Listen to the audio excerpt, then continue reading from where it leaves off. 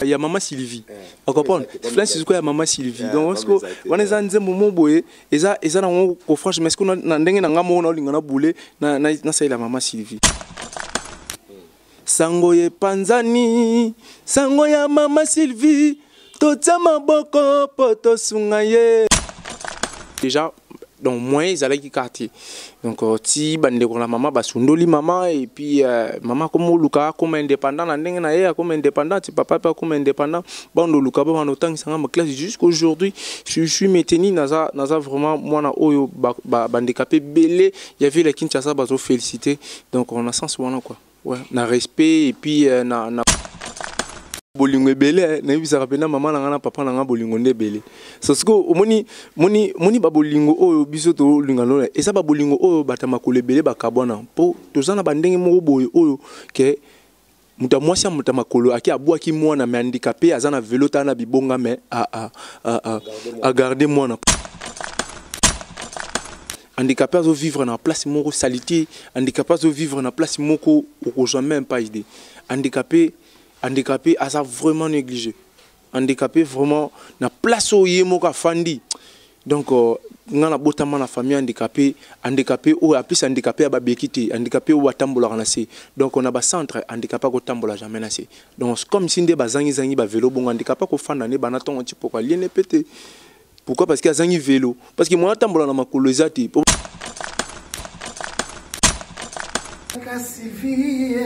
Nanatonya wana posa bolingo Bamerike balobinga noto betatu Na planète Vénus Mars CP Jupiter Ousmane Bama tata bama bande ko bana mikolo pe baleki boy baketo wana site ya sika to wana site na biso ya sika na kombo ya Sylvie Mode TV officiel Bobuka na te boya ebele ngaja na sina s'abonner boya ebele bobuka na te to sengi bato ba s'abonner ya mingi na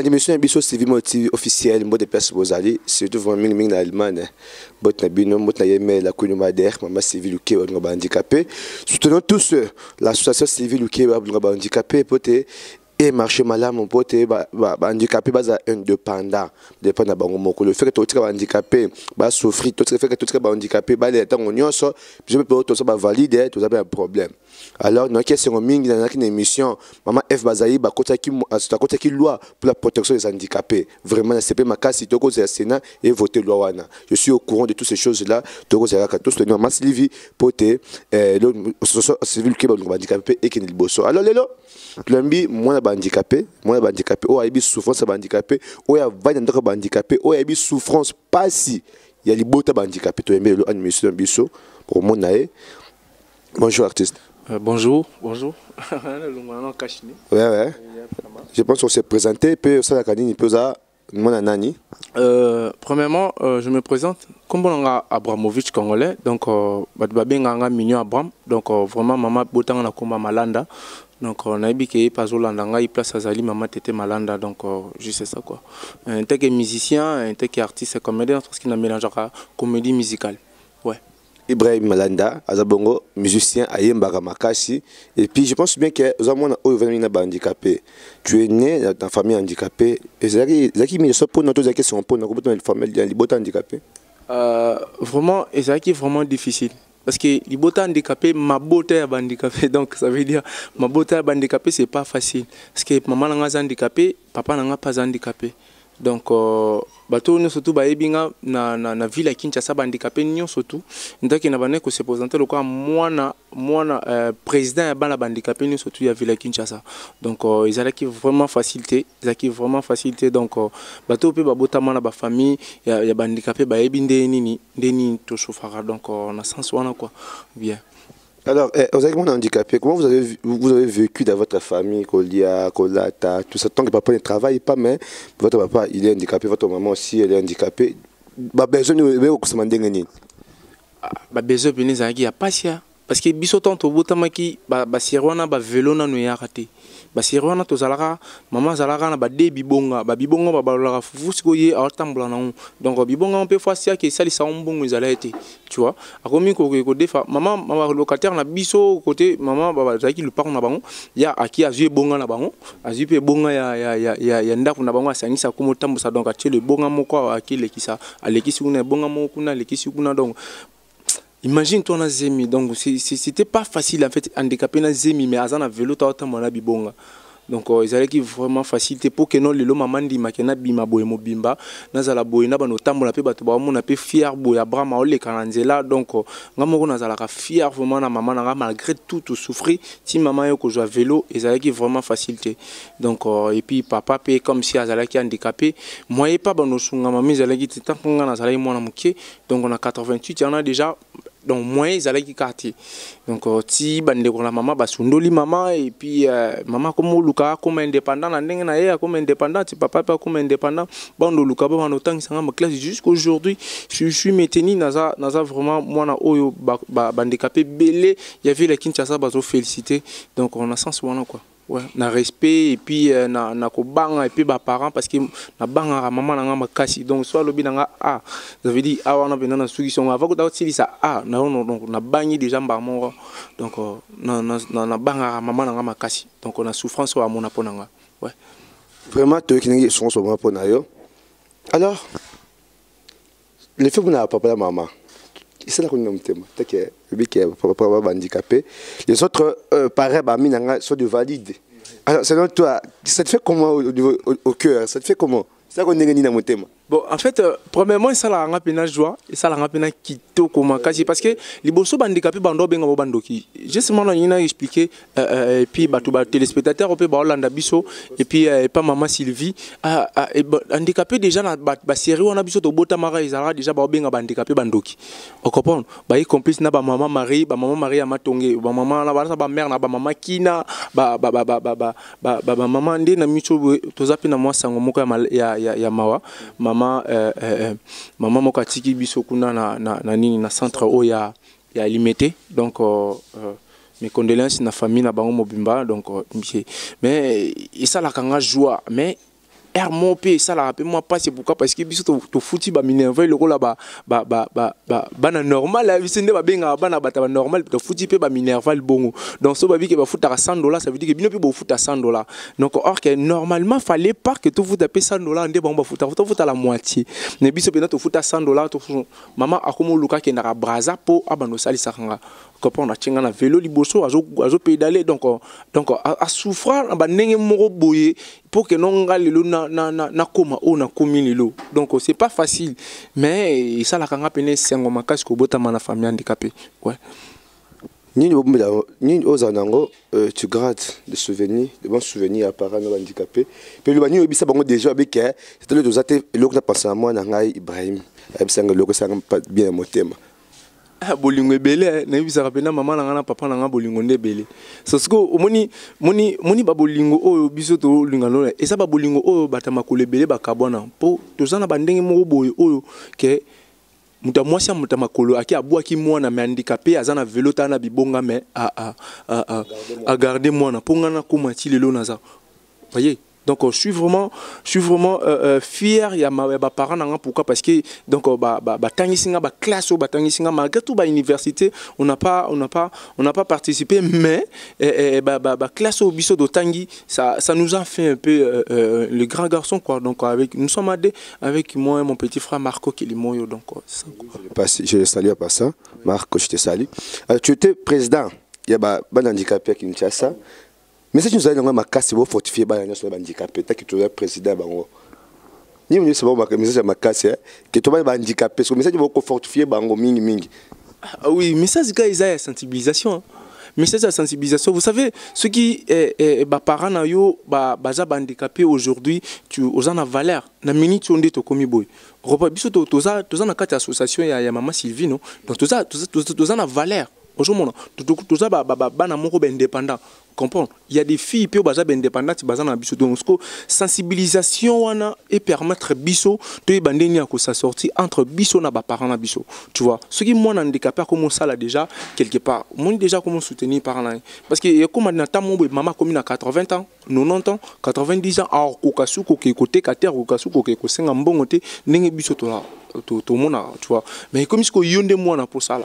Mais ce que pour ça là, et je sais que biso to sangana to yebana mutu na mutu parce que na kati ya ville Kinshasa pe na Congo, ils ont bana handicapé musu, bazana bana ba centre tende biso to fandara, mais eza baza pe na bazali banda.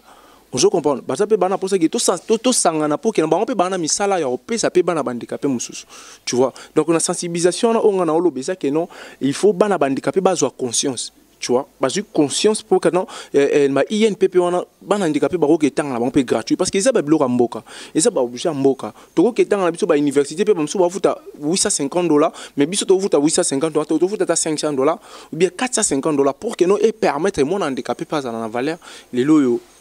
Na kati ya ville Kinshasa pe na Congo, tu vois, dans sens où on a sensibilisation ne ko sukaka na Kinshasa te et kende tina ba province nyo surtout ya Congo mobimba, pourquoi pas en Afrique, pourquoi pas na monde entier. Donc une initiative vraiment nde yango pe nazo betela pe tangwa et pas maman Sylvie soki a osunga biso bana bandicapé ndenge azo sunga bandicapé biso bana bandicapé tozala na moi pour ba valeur si là comprendre ba valeur ezala pena souté handicapé et moi handicapé a comment moi kuluna moko boye et puis déléquent et puis délaissé parce que la plupart a ban ebela handicapé balana na ba ville.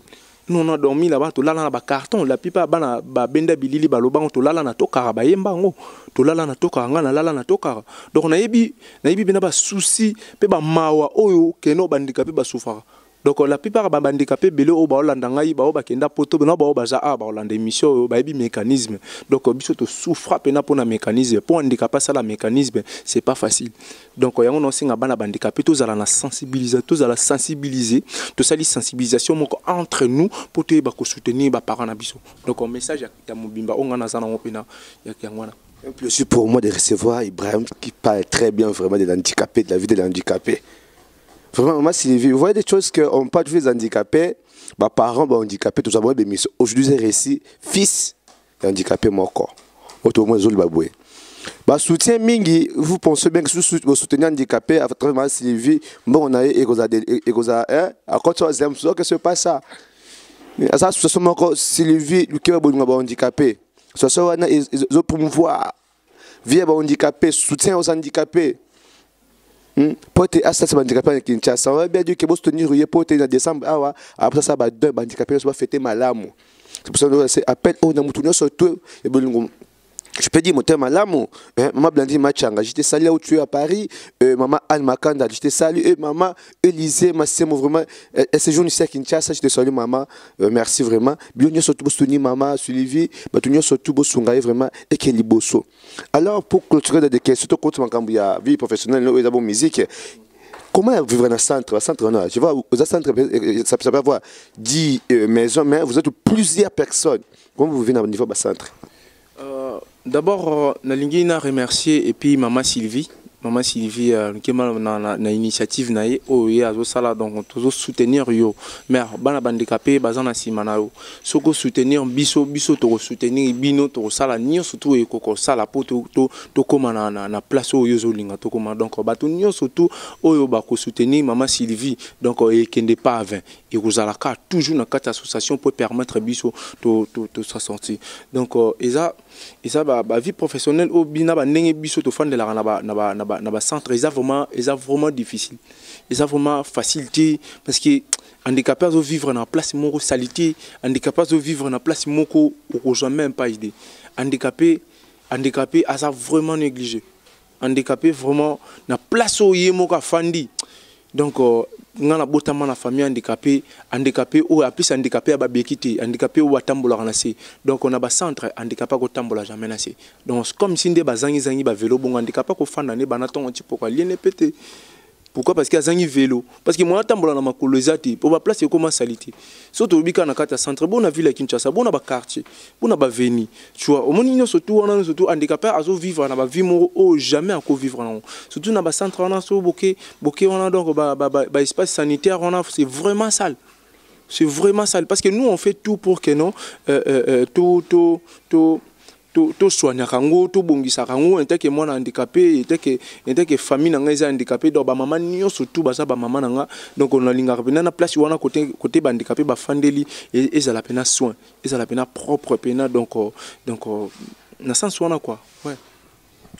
Alors centre handicapé à Funa, centre handicapé à Mouchi, na centre handicapé mingi vraiment né Angeli, je vis depuis na Chine ma Sylvie, na tamomi pas handicapé, je suis devenu ami des handicapés, vraiment je suis tous les handicapés 100% vraiment.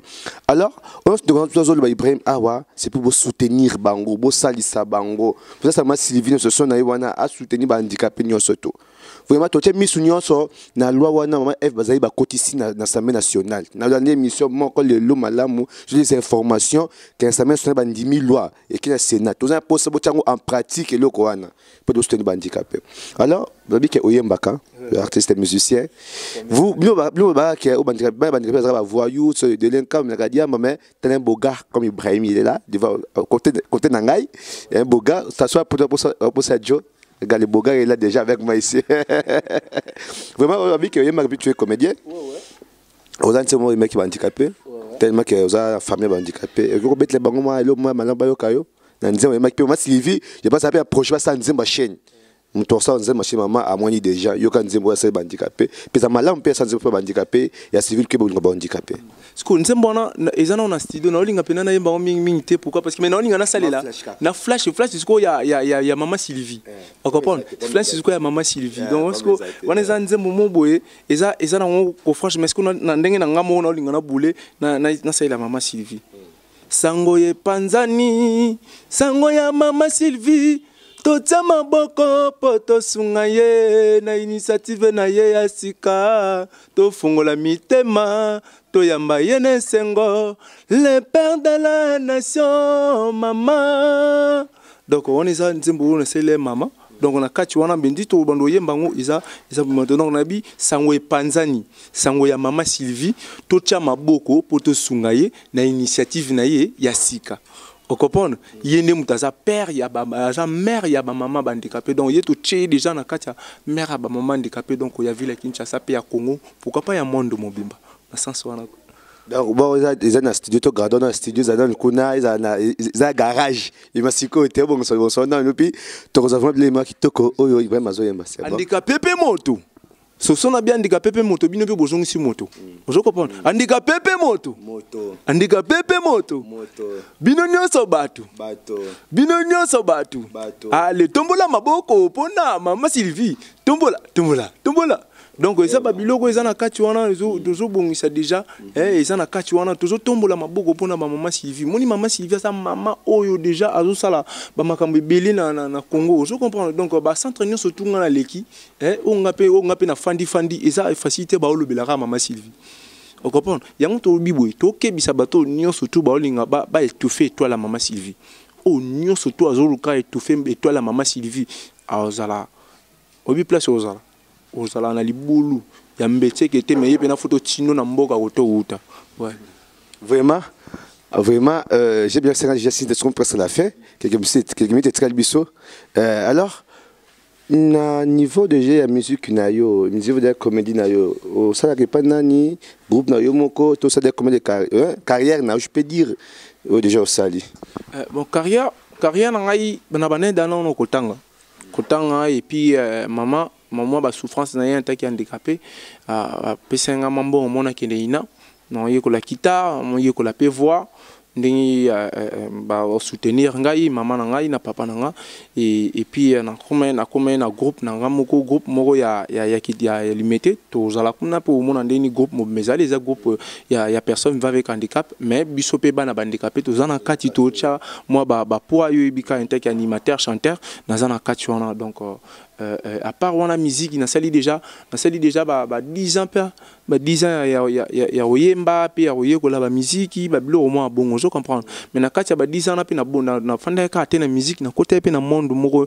ya théâtre ya comédie et puis ça permettait nga pe na jouer na ba Zidane na jouer na ba Vidéloa na jouer na ba Besobe na jouer na ba Tebele na jouer pe na ba Pululu avant kuta daye to jouer na ndeke biso bono fana na centre kitambo donc nga pe na fani na ba centre nyonso tout donc so ke na ba centre nyonso tout ya ville Kinshasa ba ebinga donc ba place nyonso tout na kenda na tika mo ba bilembo mais là on a ina lobaka pardon ma Sylvie pardon ko ça boete pardon na bi ke mbongo yo tindelanga pardon na bana poto nyonso tout ba la nga bana Allemagne bo tindelanga nde mbongo na posa pina na betela ba mama nga tolo moni ba mama ba tolo nga na obeta ninga pina na betela ba mama nga donc Abraham na bino yi o bino bo sepela ne kala mingite mais mission isa mbala morte na bano sala yo sepela bonté est-ce que yo sepela bonté ndeti ma Sylvie ndenga za bongo sepelti nzambe bo mangati pardon donc ba comédie eza nango wana tozana biso na mamunyo surtout to pesa donc yesenga ka ba soutien comprendre ba soutien so ba soutenir maman Sylvie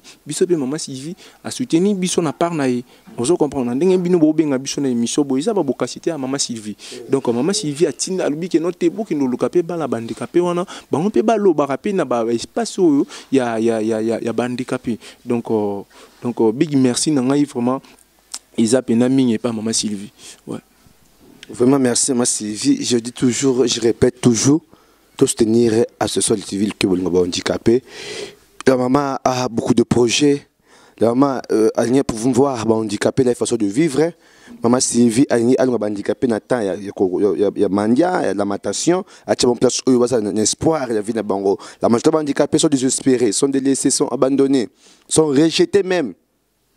Moi si va pour ça allons bon même sonyo so na cha bango nzela pour te basa malam alors to soutenir tout tenir Ibrahim artiste musicien comédien aussi na ba quelque chose na bino na motivation na bino peut soutenir il est président des enfants des handicapés ici na Kinshasa alors so pesi ba beaucoup na bino atra ma Sylvie bo sungi bo salisier ba que toujours liboso to aussi na pe niveau na EP ya na studio as artiste musicien as banze monaye oza pour ça soutenir métier na wana artistique ça ils ont malamu de regrouper ce numéro ne peut te contacter ouais numéro non est plus de 143 089 39 41 562 plus de 143 89 39 41 562 donc big merci na maman Sylvie et puis na famille nanga OP bazana na potokuna maman Cécilia Diasona Malandu et puis roi Matoko boss banoko nanga nyo surtout bazana poto Venduzi et puis on a kin na bosanité maman tete malanda mona bota maman bota Abramovich congolais donc et puis papa nanga désiré bandicapé nyo surtout ya ville Kinshasa bandicapé nyo surtout ya ville Kinshasa aux en centre ya Lemba aux en centre Kitambo aux en centre ya Njili aux en centre ya Limete aux en centre ya zone Kini donc na pesi bandicapé nyo surtout mbote puis bana bandicapé na 5 kaka sensibilisateur to sangana poto yebandeni ya ko soutenir maman na biso et puis maman Sylvie grand prêtre-mère moi si moka pembe merci maman poto na poto. Merci maman, merci ingénieur Bélon Kwala, mais quand j'ai toujours triple option. Merci ingénieur, na occasion Pessibiso, nous l'avons toujours bémissionné qui toque vraiment. Merci maman Sylvie, Lukeba, merci na maman Blandi Machanga, merci maman Anne Makanda et puis na maman Élisée Massemo. Merci beaucoup. Nous bien surtout, oui, vous savez nous suivre la chaîne Abisso. Oui, maman Matongue, oui. Maman Matongue, azabongo président de cette association et ma femme handicapée. Tout le monde a ngoming, tout ça, mais ce peut trop nailler. Azar, na maman oyo azo encadré ba handicapé et belé mi bel to basi. Il y a encadré ba maman Marie, je me sens Sylvie est bien, baza toujours contact naie.